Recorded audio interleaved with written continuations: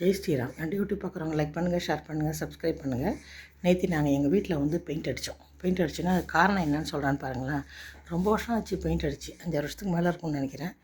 அது தெரிஞ்ச ஒரு ஆண்டி ஒருத்தவங்க, ஒரு 75 இயர்ஸ் இருக்கும். அவங்க வந்து சொன்னாங்க, பெயிண்ட்டு வந்து வருஷத்துக்கு ஒரு தடவை நான் அடிப்பேன் அப்படின்னு சொன்னாங்க. என்ன காரணம்னு கேட்டதுக்கு வந்து பேட் எஃபெக்ட்ஸ் இருந்தால் போய்டும், வேஸ்டேஜ் வேணாங்கிற சாமான்லாம் இருந்தால் எல்லாம் போய்டும், விட்டு விட்டு சுத்தமாக இருக்கும்னாங்க.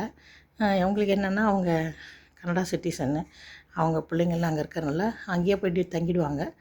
அப்பப்போ வந்துட்டு போவாங்க. வந்தப்போ வந்து போகிறப்ப என்ன செய்வாங்கன்னா, 3 பெட்ரூம் ஃப்ளாட்டுங்களில் 1 பெட்ரூமில் 2 ரூம்லேயே அவங்க சாமான்லாம் போட்டு ஸ்டவ் பண்ணிவிட்டு மீதி ரூம் வாடகைக்கு விட்டு போவாங்க. ஏன்னா வந்து வீட்டில் விளக்கு ஏற்றிருக்கணும், வீடு மூடி கிடக்கூடாது அப்படிங்கிறதுக்கோசம். அது இத்தனை நாளாக அவங்களுக்கு ஒர்க் அவுட் ஆகிட்டுருக்கு. அது பெரிய விஷயம். இவங்க வேணுங்கிறப்ப காலி பண்ணுறாங்க பாருங்கள், அது பெரிய விஷயம். வாடகையும் ஒழுங்காக கொடுக்குறாங்க. அந்த மாதிரி ஆளுங்களை பார்த்து விட்டுட்டு போகிறாங்க. வந்தவொடனே பெயிண்ட் அடிக்கிறது எதுக்குன்னு கேட்டால், அதில் வீட்டில் ஏதாவது பேட் எஃபெக்ட்ஸ் இருந்தால் போய்டும் அப்படின்னு சொல்லுவாங்க. அதனால் வந்து இப்போல்லாம் வந்து பெயிண்ட் வந்து எல்லோரும் வந்து காஸ்ட்லியாக வாங்கி அடிக்கிறோம். அடிக்கும்போது என்ன ஒன்று, வருஷத்துக்கு ஒரு அடிக்க வேண்டிய அவசியம் இல்லை அப்படின்ட்டு அடிக்கிறது இல்லை, அது தப்பு. இப்போ வந்து அந்த காலத்துலலாம் பார்த்திங்கன்னா சுண்ணாம்பு அடிப்பாங்க வீட்டுங்களுக்கு. இப்போ பொங்கல் வந்தால் வெள்ளை அடிக்கணும்னு சொல்லுவாங்க. அதனால் அடிக்கும்போது வீட்டில் இருக்க பழசு சாமான்லாம் வீட்டை விட்டு வெளில போயிடும், வீடு சுத்தமாக இருக்கும்.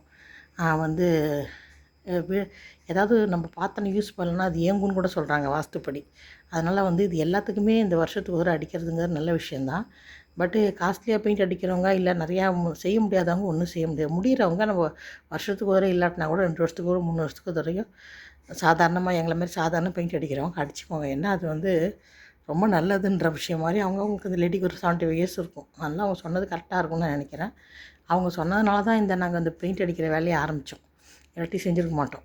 கஷ்டமோ நஷ்டமோ என்னால் உட்காந்து எடுத்து ஓட்டியதுக்கு இப்போல்லாம் ரொம்ப கஷ்டமாக இருக்குது. எங்கள் வீட்டுக்காரர் தான் போன நேற்று ஃபுல் டே உட்காந்து பெயிண்ட் அடிக்கும் கூடயே இருந்து எல்லாம் ஹெல்ப் பண்ணி பெயிண்ட் அடிக்கிறதுக்கு இது பண்ணார். முடிஞ்சவங்க இது மாதிரி ட்ரை பண்ணி பாருங்கள். லைக் பண்ணுங்கள், ஷேர் பண்ணுங்கள், சப்ஸ்கிரைப் பண்ணுங்கள்.